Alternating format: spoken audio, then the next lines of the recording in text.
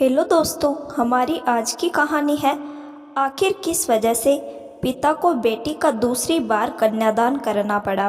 कहानी पसंद आए तो हमारे चैनल को सब्सक्राइब जरूर करें। शुक्ला निवास आज फूलों से सजा बिजली की लड़ियों से जगमगा रहा था। घर के आंगन में जैसे खुशियां ही नाच रही थी। घर मेहमानों से भरा था। मौका था घर की बेटी और अनिरुद्ध शुक्ला की इकलौती बेटी मोहिना की दूसरी शादी का। बारात दरवाजे पर पहुंची। सभी का यथोचित सत्कार कर शादी की रस्में शुरू हुई। दूल्हे आलोक को देखकर अनिरुद्ध जी और उनकी पत्नी जया जी की आंखें सजल हुई जा रही थी। बार बार आंखों को पोंछ सभी के आव भगत में लगे हुए थे। सारी रस्मों के बाद कन्यादान का समय था। अनिरुद्ध जी अपनी पत्नी के साथ बैठे थे। बेटी मोहिना का हाथ आलोक के हाथ में देने को आंखों में आंसू थे। जाने इस शादी की खुशी के या पिछले दिनों जो बेटी ने सहा उसके लिए। पंडित जी ने कहा, यजमान कन्यादान की रस्म शुरू करते हैं। अनिरुद्ध जी रूधे गले से बोल पड़े, पंडित जी कन्यादान नहीं, सिर्फ गठबंधन। मैं अपनी बेटी का कन्यादान नहीं कर रहा, बस इन लोगों को संबंध के गांठ से बांध रहा हूँ। मेरी बेटी कोई वस्तु नहीं जिसका दान करूं। कहते कहते उनका गला इतना रुध गया कि मुंह से आवाज़ ही नहीं निकली। मोहिना अपने आप को रोक ना पाई। आंसुओं की निर्जर छड़ी बह चली आंखों से। तभी आलोक बोल पड़ा, पापा मैं आपसे बेटी का दान नहीं साथ ही मांग रहा हूँ। आप मुझे उसका साथ दे दे। उसके बाद भी बेटी वो आपकी ही रहेगी। अनिरुद्ध जी मुस्कुराने लगे। निश्चित होकर रस्म करने लगे। आलोक के हाथ में बेटी का हाथ धर उस पर पान फूल अक्षत धूप रखा और शंख रख जल की धार बेटे रोहित ने गिराना शुरू किया तो अनिरुद्ध जी की नज़र उस जल की धार पर ही टिक गई। आज से 5 साल पहले भी तो गिरते जल की धार को देख उन शुभ मंगल की चीज़ों में मंत्रों के उद्घोष के बीच अपनी बेटी के लिए सुंदर जीवन की कामना की थी।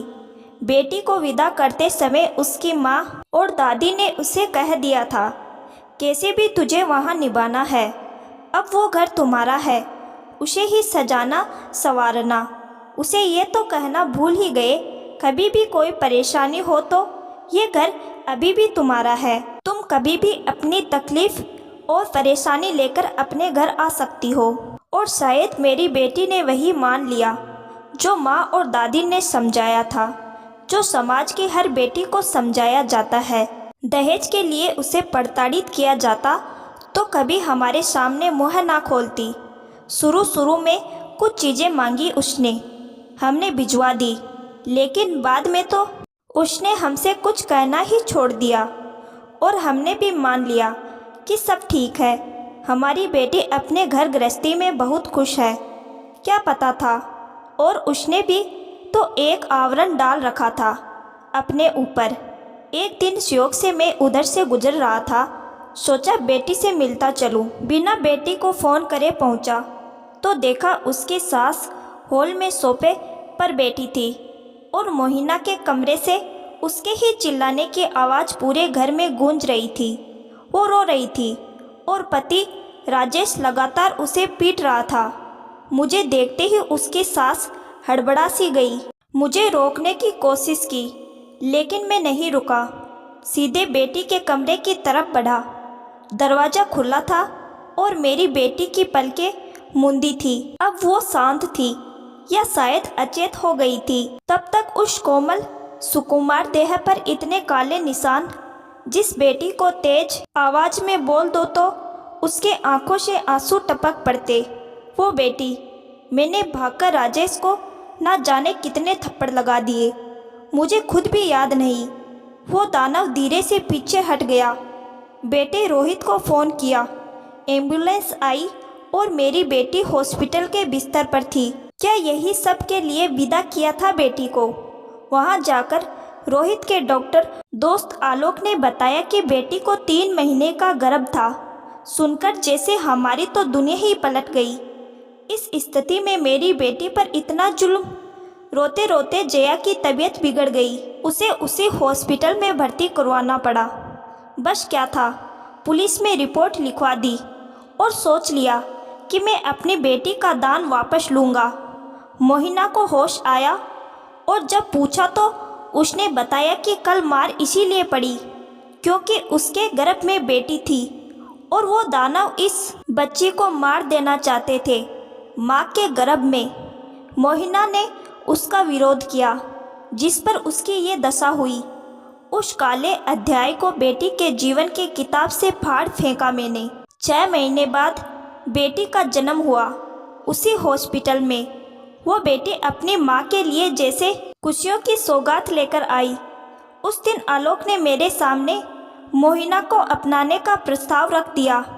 उसकी वाणी मुझे जैसे देवता की लग रही थी, जैसे कोई देवता उतर आया था धरा पर अपने किसी पुजारी से खुश होकर। वो कह रहा था, अंकल आप ये न जानिए कि मैं मोहिना के इस हाल को देखते हुए उस पर एहसान कर उसे अपनाने की बात कर रहा हूँ। मैं उसे शुरू से ही पसंद करता था, लेकिन अपनी पढ़ाई पूरी करने के इंतज़ार में था। जब ये बात रोहित को बताई तब तक आपने मोहिना की शादी तय कर दी थी। रोहित ये बात जानता है अंकल, जब मैंने मोहिना के लिए ही अपने कदम पीछे खींच लिए थे। काश बेटा तुमने कहा होता, लेकिन आलोक अभी तो उसके पास उसकी बेटी है। उसका क्या? बड़े कातर नज़रों से उसकी तरफ देखते हुए पूछ बैठा। अंकल उसे देखकर ही तो जाने कहाँ से इतनी हिम्मत आ गई कि आपसे ये बात कह पा रहा हूँ। वो मेरी बेटी कही जाएगी, बस आप हाँ कह दो। मैं तैयार हूँ आलोक, लेकिन मोहिना से भी तो पूछना होगा। और तुम्हारी माँ? भाई साहब मेरी चिंता आप छोड़ दे। मेरे बेटे ने जो वादा किया है उसे निभाने में मेरा पूरा साथ होगा। आप बस मोहिना से पूछ ले। अनिरुद्ध जी और जया जी को जैसे सारे जहाँ की खुशियाँ मिल गई थी। मोहिना की बेटी जैसे ईश्वर से सब कुछ ठीक करने का आशीर्वाद मांग लाई हो। 2 साल तक मोहिना नहीं मानी शादी के लिए, लेकिन आलोक ने अपनी कोशिश जारी रखी। उसके हृदय पर लगे हर घाव पर शीतल मरहम लगाने की। वक्त ने नासूर बने घाव को धीरे धीरे भरना शुरू किया और उसी वक्त आलोक के लिए मोहिना के दिल में शायद प्यार का अंकुर भी फूटा। छोटी सी बेटी 2 साल की हो गई थी और शायद आलोक जितना प्यार किसी को नहीं करती थी। उन दोनों का रिश्ता खून का नहीं, लेकिन जन्म का तो था ही। उस नन्ही गुड़िया ने ही आलोक को चुन लिया था अपने पिता के रूप में। आलोक की 2 साल की तपस्या पूर्ण हुई और आज ये दिन आया जब मैं फिर बैठा हूँ देवताओं, गुरु, श्रेष्ठ जनों के सामने बेटी का गठबंधन करने, कन्यादान नहीं।